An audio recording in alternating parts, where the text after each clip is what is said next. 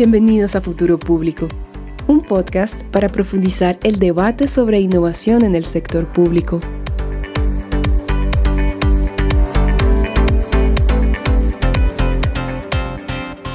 Hola, bienvenidos a Futuro Público. Yo soy Alberto Wurst y bienvenidos a un nuevo episodio del podcast. Este episodio será un poco distinto, ya que José no va a poder participar en la sesión de hoy, así que estaré yo solo en la conducción y estaré conversando con Gabriela Gómez Montt sobre experimentación, creatividad y nuevas formas de pensar y hacer la ciudad, enfocándonos principalmente en su experiencia liderando el laboratorio para la Ciudad de México, ¿no? Antes de empezar, como siempre, no se olviden de que los episodios del podcast los encuentran en Spotify, YouTube y la mayoría de plataformas digitales. Y si quieren seguirnos o ponerse en contacto con nosotros, nos encuentran como Futuro Público en LinkedIn. Y ahí me pueden encontrar como @AlbertoWurst en Twitter. Y bueno, sin más preámbulo, le damos la bienvenida a Gabriela. Hola Gabriela, ¿cómo estás? Gracias por darte una vuelta por el podcast. Alberto, un gustazo. A ver, para los que no conocen a Gabriela, ella, tiene una biografía y trayectoria bastante multifacética y multidisciplinaria. Ella es periodista, artista visual, directora de documentales, curadora de arte, entre otros oficios. También ha sido Chief Creative Officer o directora creativa de la Ciudad de México, donde fundó y dirigió el Laboratorio para la Ciudad, que fue un espacio de innovación cívica que a través de la experimentación y creatividad urbana buscó repensar, reimaginar y reinventar la manera en que los ciudadanos y gobierno pueden trabajar juntos para lograr una ciudad más abierta, habitable e imaginativa. Actualmente trabaja con diversas ciudades alrededor del mundo y está en el proceso de lanzar Experimentalista, un estudio creativo especializado en ciudades, imaginación pública y cambio sistémico. Bueno, Gabriela, creo que lo primero que te preguntaría luego de leer una biografía tan florida es ¿por qué entra la gestión pública? Esa es una gran pregunta y creo que depende de tu visión de la vida, si crees que todo es pura serendipia o arbitrariedades, porque la verdad es que la que menos imaginaba que iba a acabar de servidora pública era yo. Entonces, pues muy brevemente, llevaba mucho tiempo, como bien dices, trabajando en espacios multidisciplinarios y pensando profundamente en temas de excelencia creativa y también como etos creativos que encontramos en el arte, el diseño y toda otra serie de prácticas creativas, en realidad se puede entender desde un punto de vista cada vez más transdisciplinario. Entonces ya estaba yo asesorando a varias universidades en justamente temas de currícula transdisciplinaria, compañías y demás. Y en algún momento creé un evento con un par de colegas, amigas, en donde tuvimos la suerte que el que ya sabíamos que iba a ser el próximo alcalde de la Ciudad de México aceptó nuestra invitación. Entonces, básicamente lo que hicimos en ese evento fue un diálogo público para poderle acercar a personas que eran igual de apasionadas y sumamente talentosas, que tienen ideas para la Ciudad de México, pero que no forzosamente tenían un contacto cercano con el gobierno. Entonces, después de ese evento, que la verdad es que fue todo un éxito, o sea, se nos cupo absolutamente lleno, gente parada, una energía absolutamente increíble, unas ideas absolutamente fantásticas, una cantidad de talento bárbaro. Y para mi sorpresa, alguien de su equipo, una vez que ganó, porque ya sabemos que iba a ganar por la Ciudad de México, siempre ha ganado la izquierda desde que tenemos elecciones locales, y justamente él era el candidato independiente, pero representando a la izquierda de la Ciudad de México. Cuando ganó, para mi gran sorpresa, me habló alguien de su equipo y básicamente me ofrecieron carta blanca para proponer una idea para su gobierno. Entonces, en la Ciudad de México tenemos algo que se llama la época de transición, que son más o menos como 4 meses en donde el gobierno en turno está haciéndole poco a poco la entrega al gobierno que viene. Y esos justamente 4 meses yo me estaba yendo a la Universidad de Yale en Estados Unidos a un fellowship. Entonces te confieso que al principio les dije que no, porque no me imaginaba para nada trabajando dentro de gobierno. O sea, mucho de mi trabajo inclusive había sido más como activista.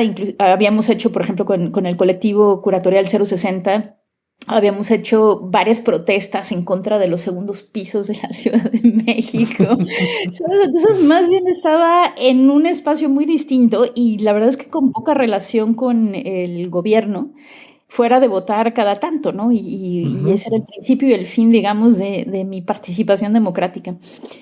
Pero justamente como me estaba yendo y Yale era un espacio muy privilegiado para poder pensar y que básicamente tenía resuelta la vida en muchos sentidos, y gran parte de este fellowship, que es el Yale World Fellows, básicamente es darle a gente que está a lo que ellos consideran a la mitad de su carrera tiempo para pensar, para poder dialogar con sus mejores profesores y demás.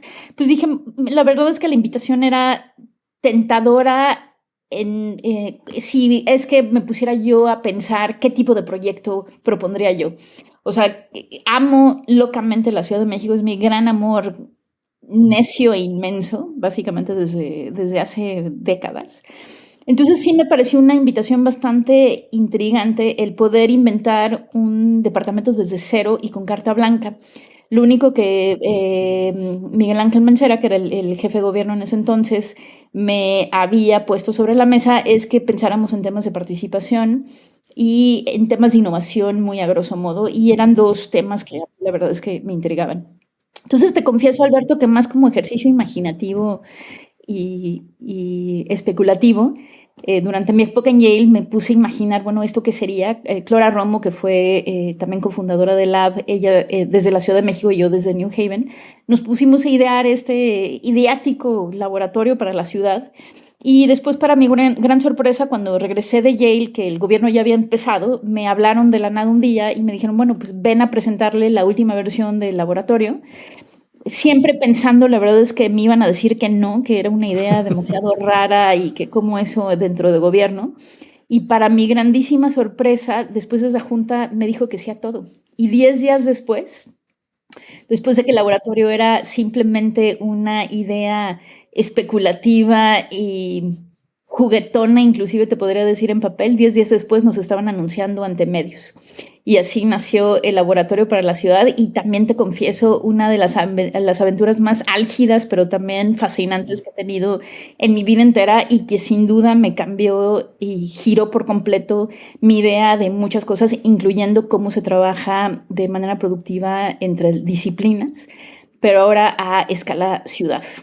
Sí, y lo que cuentas es súper bacán porque en general, pues el Laboratorio para la Ciudad es una iniciativa que ha tenido cierto renombre porque, bueno, no sé si fue el primer laboratorio de innovación pública en la región o uno de los primeros. O sea, estuvo bastante a la vanguardia de lo que es innovación pública, digamos, ¿no? Pero a mí lo que me parece bastante interesante lo que has contado es cómo tuvo el equipo primigenio, cómo idearon cuál debería ser el core de trabajo o la filosofía del laboratorio, ¿no? Y entonces, por ejemplo, ahí me interesa un poco saber cómo conectaron este lado de la innovación como ustedes la entendieron, ¿no? Que iba bastante por el lado de la experimentación, las actividades creativas, la participación ciudadana, con lo que es como le dicen, el policy making tradicional, ¿no? Donde te piden los datos duros y... Efectivamente, lo entendiste de maravilla. Pues sí, antes que nada, efectivamente fuimos el primer laboratorio dentro de gobierno en toda Latinoamérica. Después de eso, de hecho, le habíamos hecho una invitación a Rudy Borman para que pudiera asesorar a otro departamento que estaba a cargo de datos abiertos, justamente sobre cómo hacer una agenda real de datos abiertos interesante. Y Rudy regresó a Argentina y su departamento de gobierno abierto lo volvió el segundo laboratorio de Latinoamérica en Buenos Aires. Después de eso, Juan Felipe López, Michelle Bachelet estaba corriendo para presidente en ese momento y le contó del laboratorio en la Ciudad de México. Y consiguió que una de las promesas de campaña de Bachelet fuera también crear un laboratorio de innovación a nivel nacional.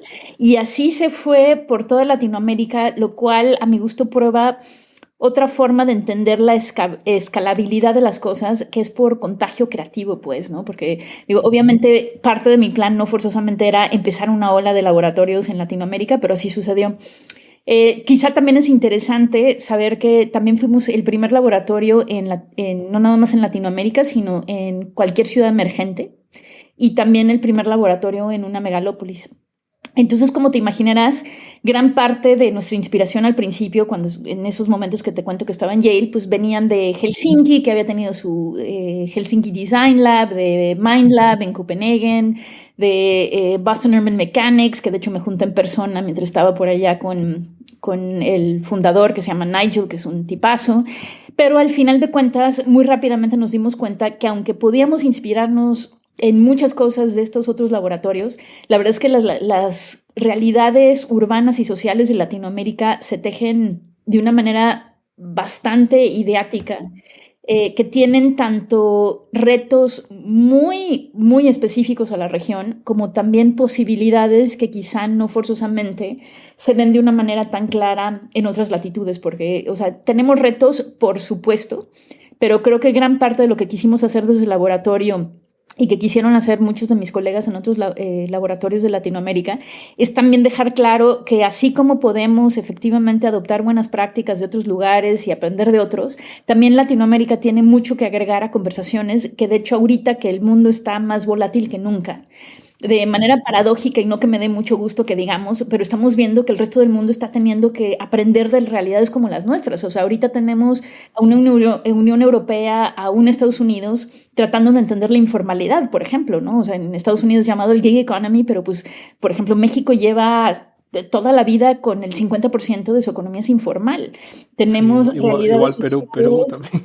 Exacto, ¿no? Y tenemos realidades sociales que no podemos dejar atrás ni ignorar que tenemos una desigualdad inmensa, pero que dentro de esa desigualdad conlleva a de pronto entender que tenemos recursos impresionantes en muchas de nuestras ciudades, o sea, tanto de talento como de la ciudad, o sea, los recursos de la ciudad misma, pero también una cantidad de carencias importantes. Entonces, ¿qué se hace justamente para entender la crisis, pero no quedarnos atorados en un momento de crisis en donde no estamos también simultáneamente explorando la posibilidad de que la cual podemos también poner al frente como ejemplo para no nada más ciudades de Latinoamérica y del mundo emergente, sino de ciudades de primer mundo, que nos acabó pasando especialmente en los últimos 3 años de laboratorio, que pues al final de cuentas acabé asesorando ciudades como París y Seúl, y ahorita estoy trabajando con Helsinki y con el Canadian Urban Institute, ¿sabes? O sea, entonces justamente creo que Latinoamérica es un laboratorio sumamente interesante para entender el futuro de las ciudades y de las sociedades, simplemente porque ese futuro que imaginábamos como pristino y perfecto y utópico, más bien está un tanto virulento y convulsionado, y que tenemos abiertas muchas preguntas acerca de qué sucede con la democracia durante un momento de intensidades sociales que creo que no le había tocado a varias ciudades, pero que ahorita a nivel global justamente estamos viendo la democracia en crisis, mientras que creo que en nuestras latitudes la democracia nunca ha estado no en crisis, pues, y nos tenemos que mover en ese espacio. Entonces eso fue sumamente interesante para nosotros. Y regresando a cómo definir una agenda, que también era parte de tu pregunta, eso quizá fue como el gran reto del principio del laboratorio, y los 2 primeros años, como decimos en México, fue una escuela de golpe a visa, ¿no? O sea, que aprendimos a golpes, pues, ¿no? O sea, porque justo había tantas áreas y aristas que no forzosamente teníamos ejemplo, otra vez por esto mismo que te decía, de unas realidades sociales urbanas muy distintas a donde sí habían laboratorios.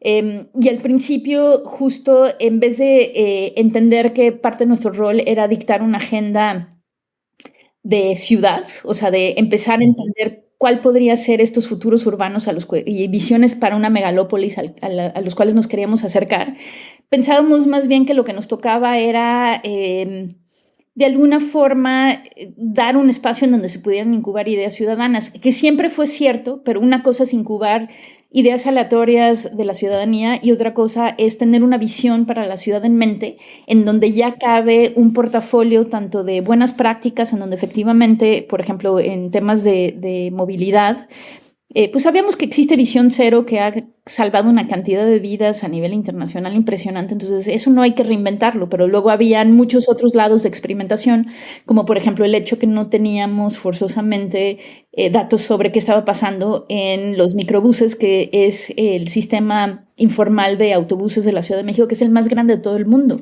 y no teníamos idea qué estaba pasando en terreno, entonces no es que para conseguir esos datos pudiéramos seguir el protocolo de ninguna otra ciudad, sino nos tocaba inventar y experimentar y de hecho dar al ejemplo al mundo que tienen realidades y circunstancias iguales que las nuestras de cómo justamente se podían resolver este tipo de retos que anteriormente no forzosamente habían tenido solución, ¿no? Entonces, ¿cómo acabamos definiendo la agenda? A través de muchas pláticas con sociedad civil.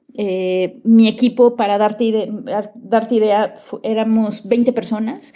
La mitad de nosotros veníamos de las ciencias urbanas y políticas y la otra mitad de las humanidades.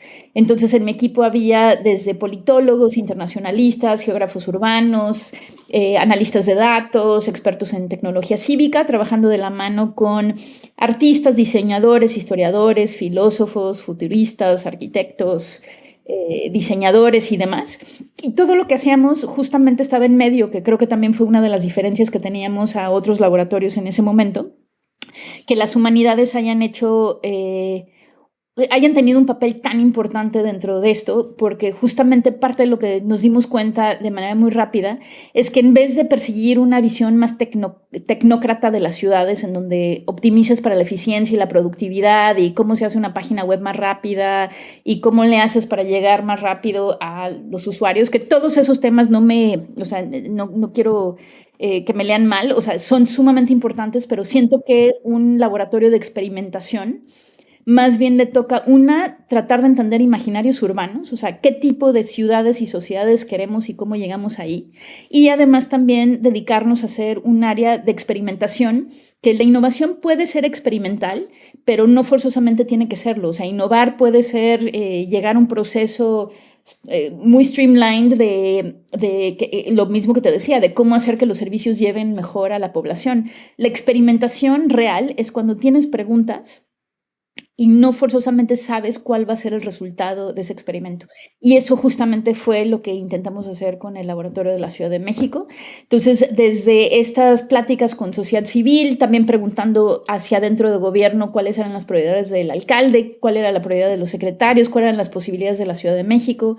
También hicimos una encuesta que llamamos Imaginarios Urbanos, que le preguntamos a 31,000 personas en más de 1,400 barrios a través de toda la Ciudad de México en cuáles eran sus grandes pasiones de la Ciudad de México, lo que más detestaban y les costaba trabajo, y también cómo imaginaban el futuro de la Ciudad de México. Y esto también fue para nosotros una muy buena guía, porque así como hablabas de efectivamente los datos duros son importantísimos para tomar decisiones públicas basadas en evidencia, pero creo que a veces dejamos al lado lo importante que también es esta relación subjetiva que tenemos con las ciudades. O sea, que al final de cuentas nuestros sistemas de creencias, nuestras metáforas, nuestro lenguaje, la forma de relacionarnos con la ciudad, sea en una realidad objetiva o no, va a tener una influencia muy grande de cómo nos pensamos nosotros, cómo nos pensamos como sociedad, por quién votamos y por qué votamos.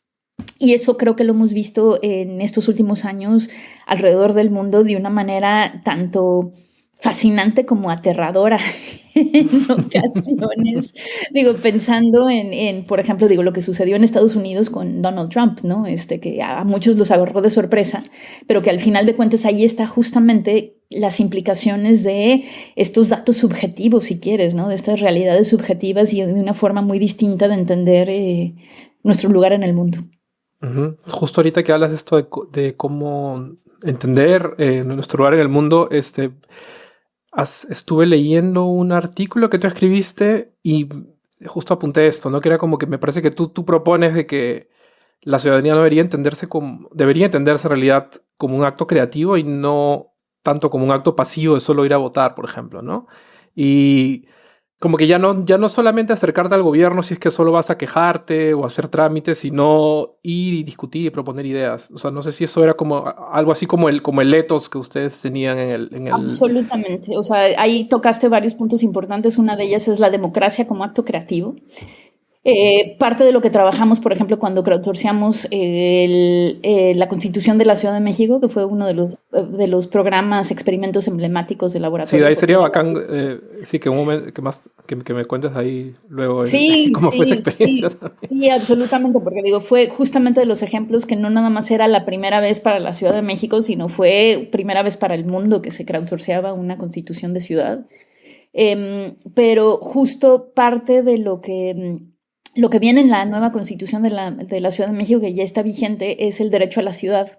Entonces, el derecho a la ciudad en temas de derechos humanos de por sí ya es interesantísimo, ¿no? O sea, que ya piensa los derechos humanos no forzosamente en jerarquía, sino completamente encadenados, y que más bien lo que tienen que hacer las ciudades es, independientemente si tú eres una niña de 7 años, una mujer embarazada que quiere abortar, una persona de tercera edad con una enfermedad terminal que quiere decidir cuándo acaba su vida antes de que se vuelva serio, si eres un hombre indígena, sí, que de alguna forma la ciudad entienda la necesidad de autodeterminación de los ciudadanos. Entonces es una forma muy sofisticada de ver derechos humanos, pero también regresando a la filosofía y donde surge el derecho a la ciudad de Henri Lefebvre en los 60, 70 en Francia, pues él hablaba y David Harvey también después retoma, esta idea que al final de cuentas en su apogeo el derecho a la ciudad es el derecho a imaginar una ciudad y hacerla realidad, porque primero nosotros creamos nuestras ciudades y después las ciudades nos crean a nosotros.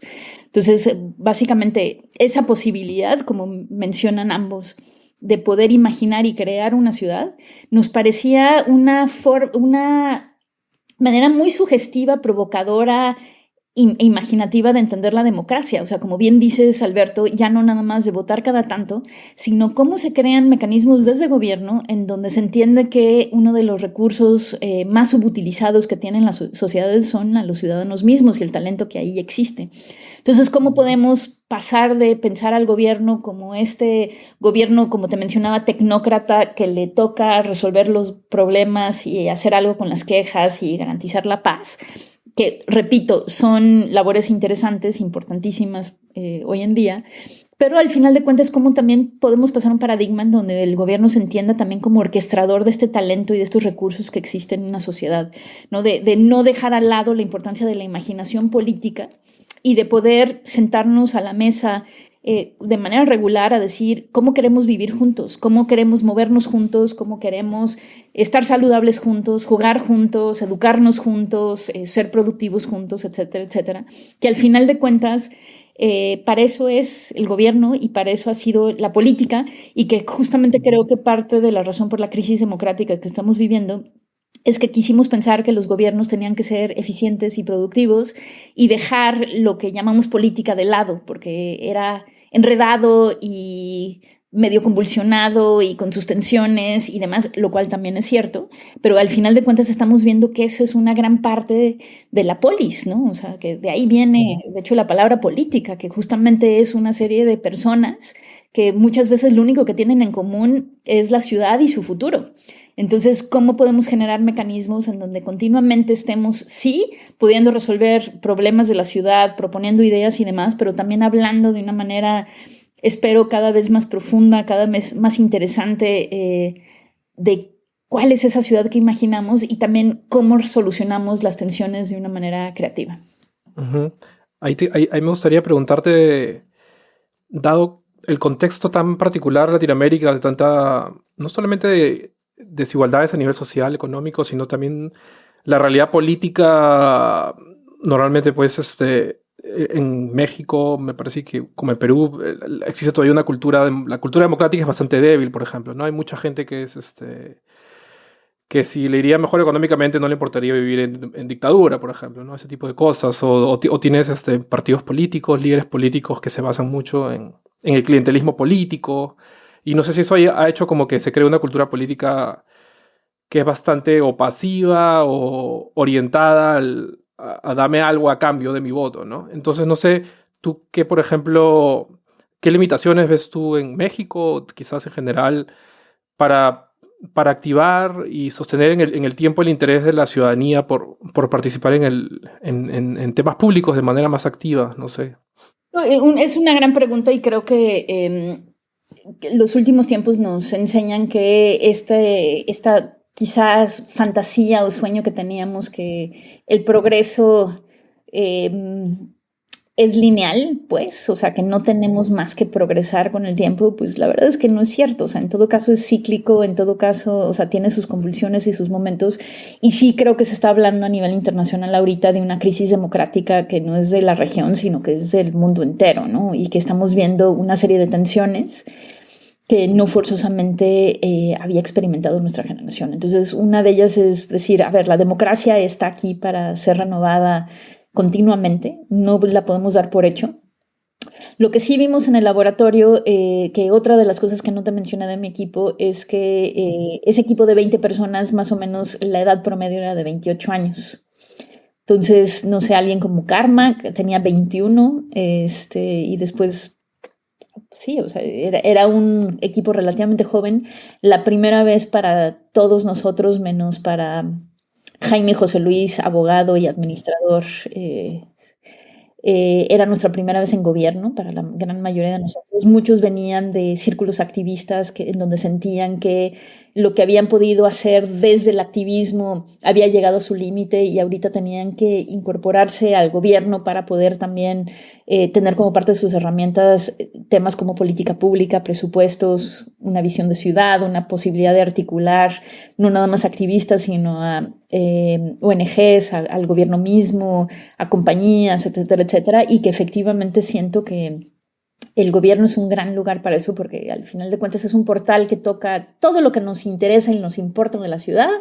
De alguna forma el gobierno tiene algo que ver con eso, inclusive si lo piensas con las cosas más íntimas como nuestra sexualidad, ¿no? O sea que la Ciudad de México afortunadamente desde hace ya más de una década aprobó el matrimonio igualitario, entonces hay matrimonio gay, hay adopción para matrimonios gay, tenemos una de las leyes más sofisticadas sobre derechos transexuales, que todo esto también ya está plasmado a nivel constitucional de la Ciudad de México, que no es la realidad del resto del país. O sea, la Ciudad de México ha viajado a una velocidad muy distinta a muchos de los otros estados.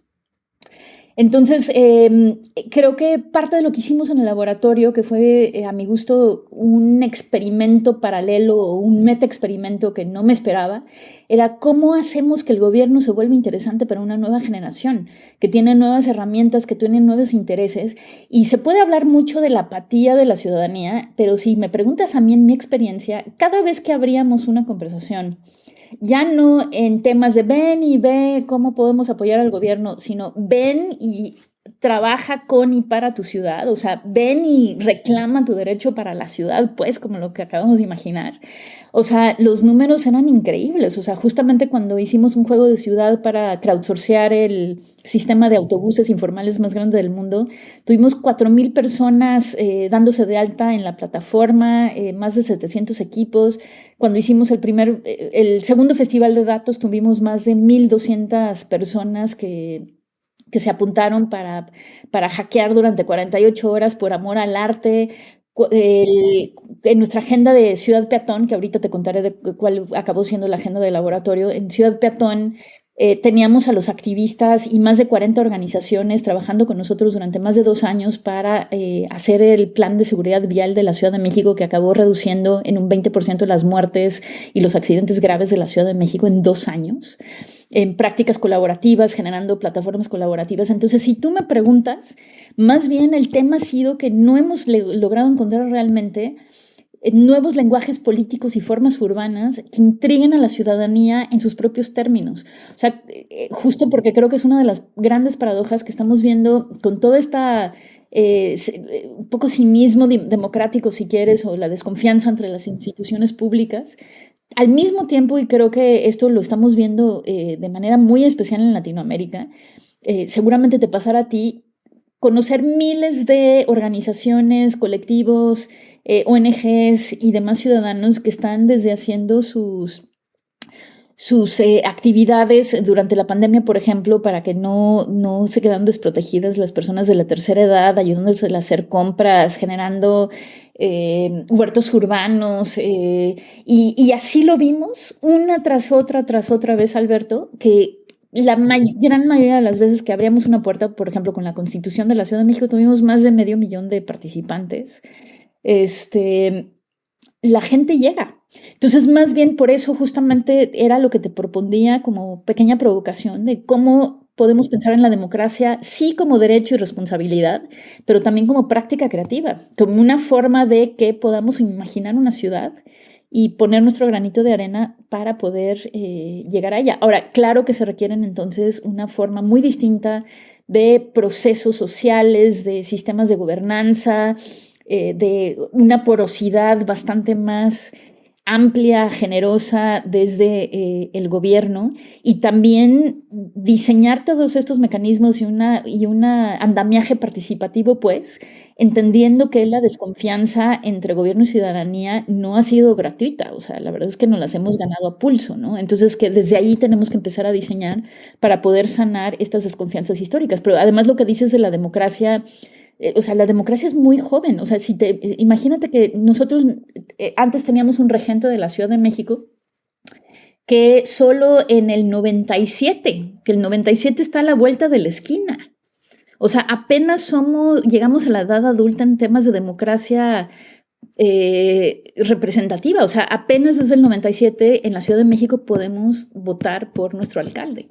Entonces, así de joven es la democracia, y entonces justamente lo que yo hablaba con mucha gente de sociedad civil, inclusive con mi mismo equipo, es que las fallas son inmensas absolutamente, pero también no hay que perder de vista simultáneamente que fue bastante vertiginoso el nacimiento de sociedad civil en la Ciudad de México, que muchos expertos dicen que con el temblor que tuvimos en 85, en donde murieron desgraciadamente más de 10,000 personas, y el gobierno federal un tanto se desapareció, que ahí nacieron muchos grupos sociales sumamente importantes, incluyendo los que hicieron el referéndum para ver si estábamos de acuerdo que la Ciudad de México sí o sí tenía que poder votar por su alcalde, especialmente siendo el 20% de la población, el 20% del PIB del país. O sea, y de ahí nacieron toda una serie de grupos que se dedican desde temas de vivienda, de infancia, de territorio, etc., que la verdad es que le han dado un sabor bastante único a la forma de entender la política, y ya no la política solamente desde el gobierno, sino la política desde lo social, desde la Ciudad de México. Como te comenté, me gustaría que nos cuentes quizás un poco el tema de esto del crowdsourcing de la Constitución de la Ciudad de México. Y no sé, quizás podrías empezar como explicándolo a los oyentes cómo ustedes entendieron lo que es crowdsourcing y no sé, en general, ¿qué tal fue la experiencia? Porque me imagino que desde un punto de vista de innovación democrática, pues es fascinante, ¿no? Hacer como que una constitución participativa y encima online. Pero me imagino que también de haber tenido detractores o a mucha gente que le pareció algo bastante polémico, quizás, porque a veces algunos sectores son sobrerepresentados y cosas de ese tipo. No sé, de repente nos puedes contar un poco qué tal fue esa experiencia. Sí, por supuesto. Como pequeño contexto, justo a partir del año 2 dividí a mi equipo en 6 equipos. Y esos 6 equipos eran ciudades. Entonces estaba el equipo de Ciudad Abierta, que básicamente eran experimentos en gobernanza y democracia. El equipo de Ciudad Peatón, que eran experimentos en temas de movilidad sustentable. Ciudad Lúdica, que era cómo entendemos el juego como una herramienta para hacer ciudad y entender la Ciudad de México desde la perspectiva de la infancia, que para nuestra gran sorpresa nos enteramos que hay más de casi 5 millones de niños en el área metropolitana abajo de 14 años. O sea, entonces es una Finlandia entera de puros niños. Ciudad participativa, que justamente era como esta reinvención de los presupuestos participativos en la Ciudad de México. Ciudad creativa, que trataba de entender justo lo que te mencionaba al principio del etos creativo en diálogo con otras disciplinas y demás, ¿no? Entonces, esto acabó siendo un momento muy importante e interesante para el laboratorio, porque fue entonces que pudimos empezar a generar ecosistemas alrededor de cada una de estas ciudades, Entonces, como te mencionaba, en Ciudad Peatón estamos trabajando ya con más de 40 organizaciones y con muchos activistas que la verdad es que mis respetos, el talento y la dedicación que tienen y que siguen dando batalla por allá, dándole seguimiento a una agenda que en parte hicimos en conjunto y que ahorita están implementando a nivel nacional a través del Senado. Y también nos permitió pensar en decir, a ver, si queremos llegar aquí y esta es la ciudad que imaginamos, ¿qué es lo que tenemos que hacer en el Inter? Entonces, hay discusiones bien interesantes ahorita alrededor de lo que algunos le están llamando diseño de transiciones, que pues no vamos a llegar de donde estamos en este momento con las instituciones que tenemos, con las ideas de ciudadanía que tenemos, con los recursos que tenemos de un solo salto a esa ciudad que imaginamos. Entonces, ¿cómo se empieza también a diseñar esa transición, ¿no? Entonces, eso comprendía una visión de ciudad, como te mencioné al principio. Después también, ¿para qué reinventar el hilo cuando no es necesario? Un peinado de la política pública que ya existía. Un conocimiento profundo de las buenas prácticas en esos temas a nivel internacional y después también entender de manera profunda cuál era el portafolio de experimentos y esas áreas con estas grandes interrogantes incógnitas que teníamos que explorar haciéndonos preguntas porque no forzosamente había una respuesta clara. Entonces, este es como el contexto y la Constitución nos llega en un momento interesante porque justamente, independientemente que Ciudad Abierta, por ejemplo, era la que generó muchas de estas ideas de nuevas formas de participación ciudadana, en donde ya no entendíamos la participación como, mira qué maravilla, participaron 1,000 o 10,000 o 20,000 personas, sino más bien cómo la participación genera valor público, que creo que es un tema muy distinto.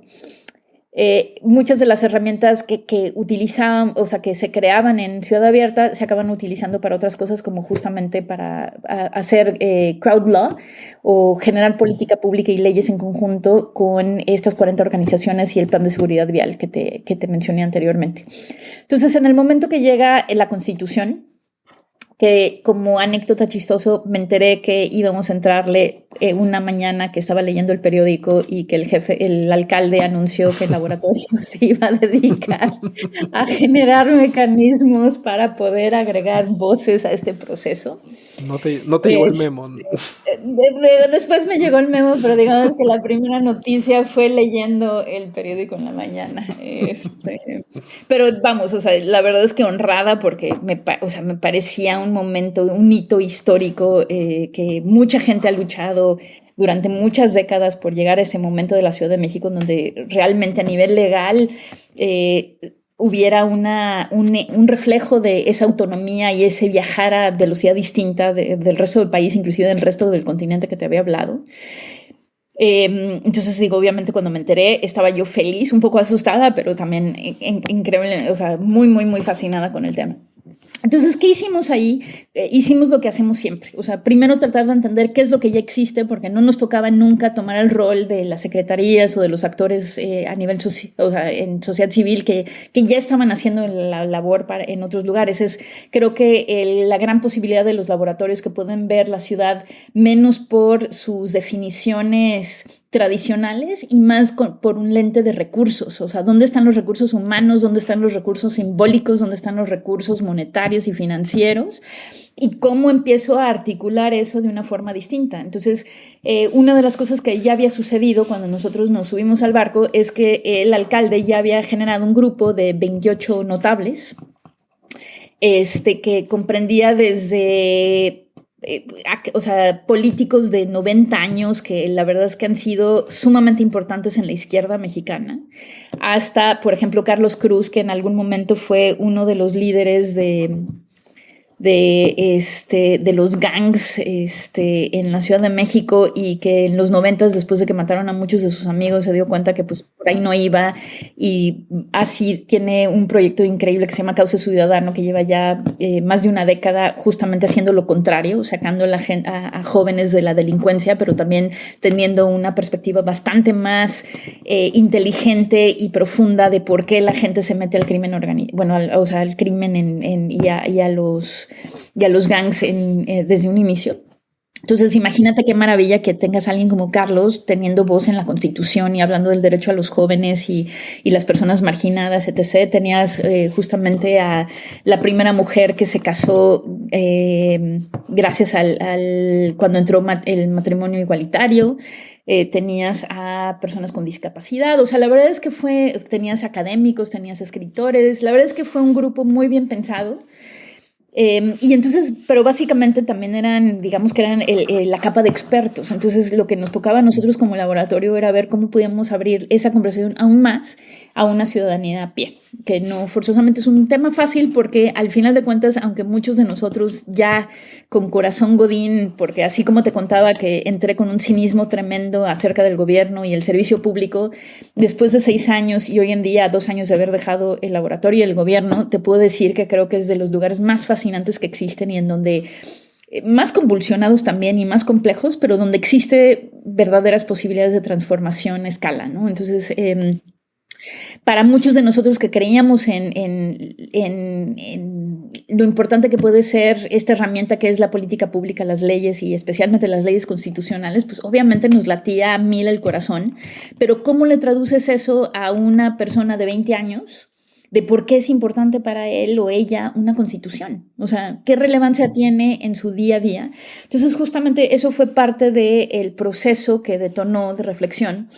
Y como ya lo habíamos visto también en muchos otros ejercicios, entendíamos que este tema de creer que la participación es de una sola forma y que si quieres que la gente participe en X, en este caso en crowdsourcear una constitución, hay una única forma de entrada y una única forma de ser ciudadano y de participar, creo que es una de las falacias más peligrosas de la democracia, porque justo entre más nos acerquemos a la democracia deliberativa, e inclusive yo agregaría la democracia creativa por todo lo que, gobernanza creativa, por todo esto que hemos platicado, siento que más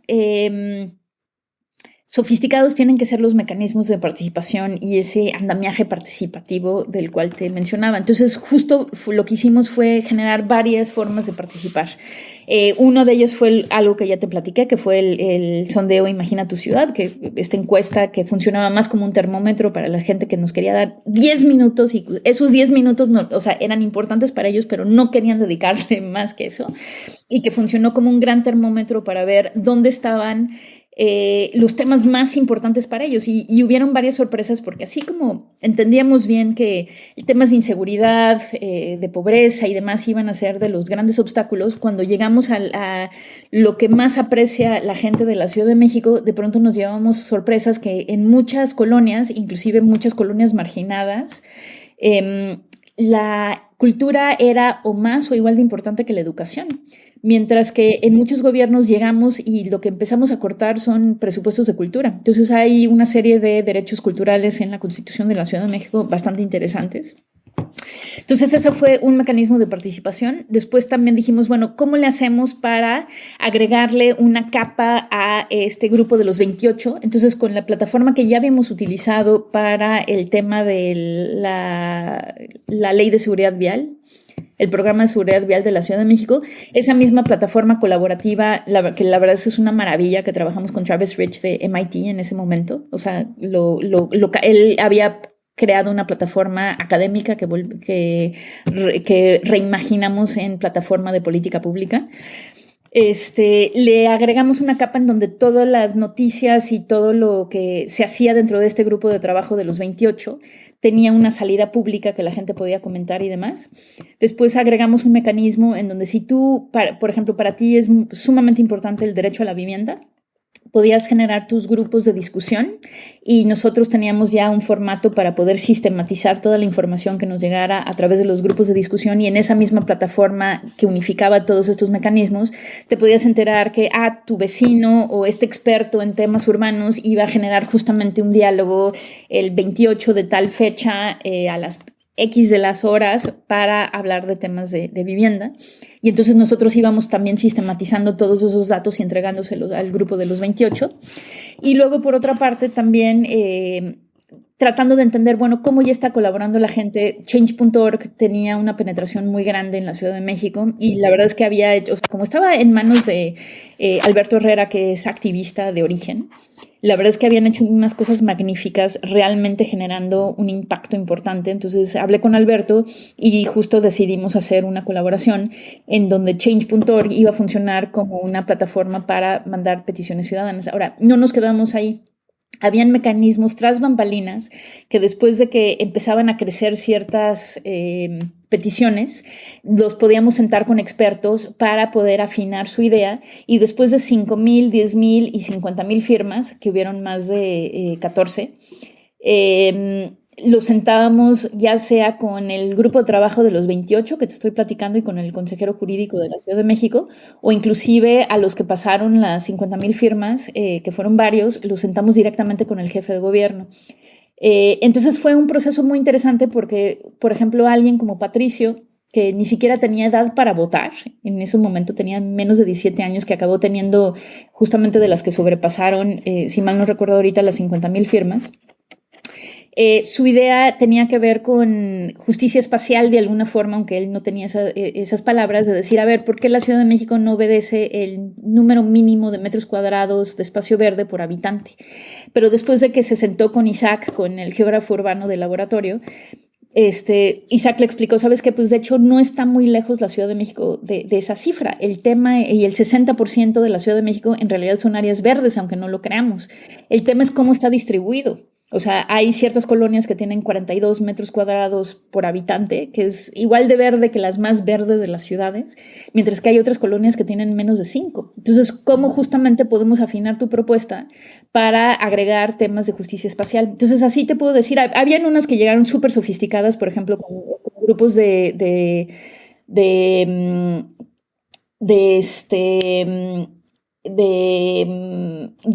feministas y de derechos LGTBI, o sea, que llegaron súper sofisticadas ya las propuestas.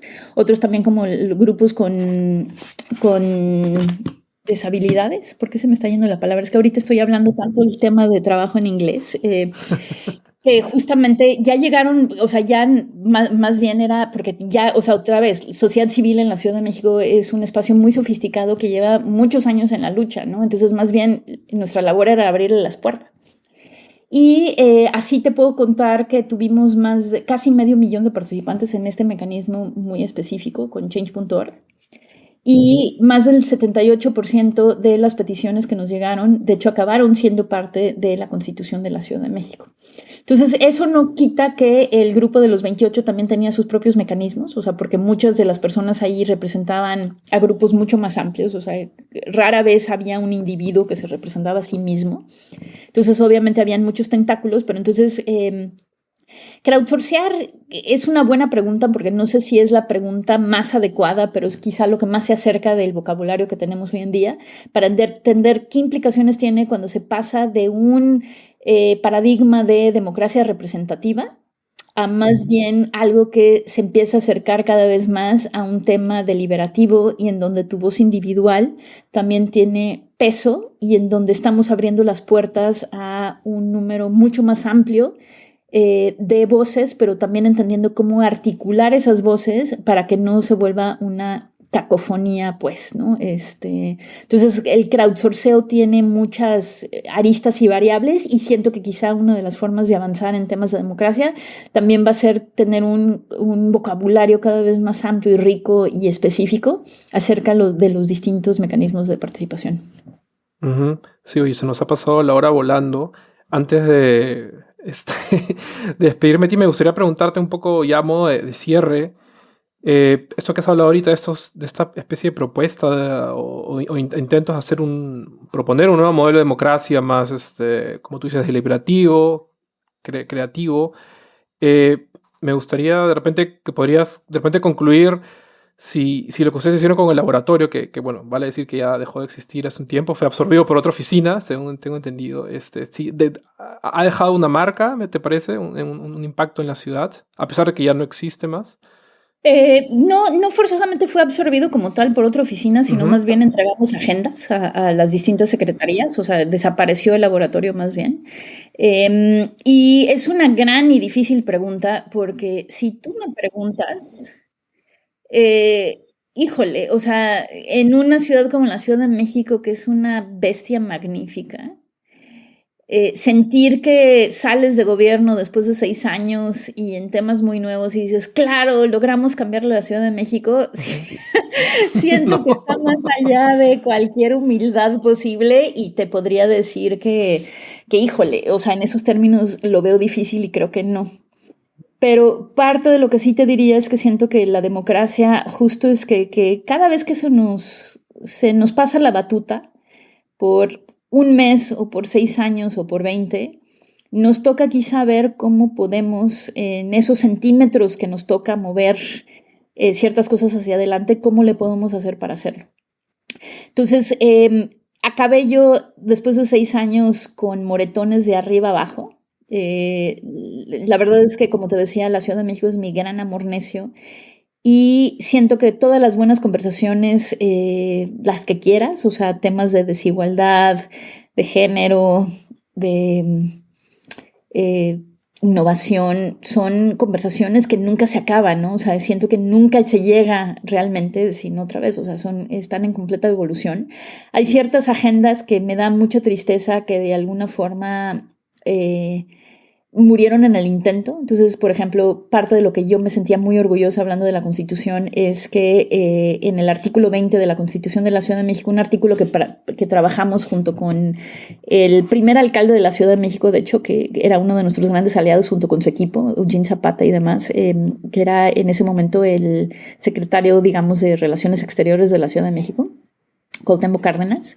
Trabajamos en el artículo 20, que era Ciudad Global, que además de darle nuevos mecanismos de la Ciudad de México para firmar sus propios tratados a nivel internacional, saltándose la necesidad de pasar por lo federal, que para los geeks de estos temas era bastante insólito y novedoso. También trabajamos la Ciudad de México como ciudad santuario, que en temas de migración, cuando personas que no forzosamente tienen papeles pasan por la Ciudad de México, no existe la posibilidad de detenerlos por eso. Y eso me parecía sumamente importante por el momento histórico, porque en ese momento teníamos un Trump al otro lado de la frontera. Y que la Ciudad de México pudiera tener una postura tan firme me parecía absolutamente fantástico. Y no sabes lo que sentí, Alberto, el día que pasó la caravana desde Centroamérica hacia la frontera norte, que seguramente te enteraste porque fue muy sonada porque estaban en elecciones de midterm en Estados Unidos, y la razón por la cual tanto el jefe de gobierno, mi jefe, José Ramón Amieva en ese momento, y Claudia Sheinbaum, que ahorita es la alcaldesa de la Ciudad de México, en vez de juntarse para despedir a una caravana de militares o de policías para recibir la caravana, más bien le dieron el pitazo de salida a médicos y a ropa y a comida y a refugio y demás. O sea, bien vino la caravana en la Ciudad de México y justamente citaron el artículo 20 de la Constitución de la Ciudad de México. Claro que muchas veces el tema de las ciudades es súper importante, que de hecho mucho de eso trata la ciudad, justamente Ciudad Global, ese artículo 20, de la agencia que pueden y la importancia que hoy en día puede tener una ciudad, especialmente una colaboración entre ciudades en agendas globales, y al mismo tiempo también todavía nos tenemos que entender dentro del Estado-Nación. Y obviamente han habido muchos temas fronterizos y de migrantes en últimos tiempos que me paran el corazón porque te das cuenta que pues, no es suficiente tener una política de ciudad, sino se tiene que trabajar cada vez más en políticas que cruzan fronteras y que cruzan países y que cruzan ciudades y demás, ¿no? Entonces, hay cosas así que de pronto dices, híjole, o sea, me fascina que lo hicimos y al mismo tiempo entiendo que no fue suficiente. Otras cosas como, por ejemplo, lo que te mencionaba de seguridad vial, el mismo grupo que te contaba de las 40 organizaciones, pues hoy en día son más de 60 y están trabajando con Patricia Mercado, que es una de las senadoras más increíbles en algún momento, que de hecho se lanzó a la presidencia de la Ciudad de México, aunque no ganó, o sea, a nivel nacional, y es increíble. están trabajando en muchos de los temas que trabajamos a nivel ciudad, pero ya a nivel país. ¿Por qué? Porque pues ellos no están defendiendo la ley del gobierno pasado, están más bien defendiendo la chamba de más de 40 organizaciones, lo cual me hace creer firmemente en que generar participación y pensar en gobernanza es mucho más tardado, tiene sus complejidades porque además estás juntando muchas veces a grupos que no están acostumbrados a trabajar juntos y muchas veces se tiene que crear un lenguaje en común y un territorio en común independientemente de las diferencias, pero creo que es lo que le da longevidad a una agenda política. No van a ser los gobiernos porque los gobiernos cambian y lo vimos, o sea, pasamos de un Obama a un Trump en Estados Unidos, no sé, con qué más claridad puede quedar cuando me decían, bueno, ¿y qué tan sustentable van a ser los cambios en el tiempo? Y dices, bueno, pues si en el disque líder del mundo libre y demás, o sea, puede suceder algo así, pues, o sea, sí debería de darnos que reflexionar al resto, ¿no? Y justamente creo que ese es el trabajo de la democracia, o sea, hacer una pedagogía profunda, tomarnos tiempo en definir qué tipo de sociedades y ciudades queremos y empezar a generar toda una serie de procesos participativos, experimentales y demás que puedan ir ahondando poco a poco en lo que se hace. Y la verdad es que independientemente que otra vez no es una ecuación perfecta, nos faltó por hacer millones de cosas. También al mismo tiempo siento que logramos hacer nuestra pequeña intervención en el imaginario político, si quieres, en donde la ciudadanía empezó a actuar de una forma distinta, en donde grupos con los que trabajamos siguen trabajando de esa misma manera y con lo que empezó esta conversación. O sea, no es cosa menor que de pronto hayamos inspirado una cascada de laboratorios en Latinoamérica y que de hecho muchas de las ciudades con las que trabajo hoy en día, que incluyen pues estas ciudades que Latinoamérica ve como estas ciudades primermundistas, pues, que odio esos términos, pero que al final de cuentas se inspiraron también en lo que pudimos hacer en la Ciudad de México. Entonces, eso me da orgullo y al mismo tiempo te puedo decir que nada nunca es suficiente y que nos faltaron miles de cosas que hacer y que acabé exhausta y con moretones de arriba para abajo y también con pesares en el corazón de cosas que me hubiera gustado que hubiéramos alcanzado y que no lo hicimos, ¿no? Entonces, es agridulce, pues, la respuesta a tu pregunta. Lo agridulce que puede llegar a ser el sector público, pero también, como tú lo dices, bastante gratificante, ¿no? Y creo que ya con eso, con esas tus últimas palabras, podemos terminar el episodio. Gracias, Gabriela, gracias por compartir tus experiencias. No se olviden de que los episodios del podcast los encuentran en Spotify, YouTube y están colgados en la mayoría de plataformas digitales.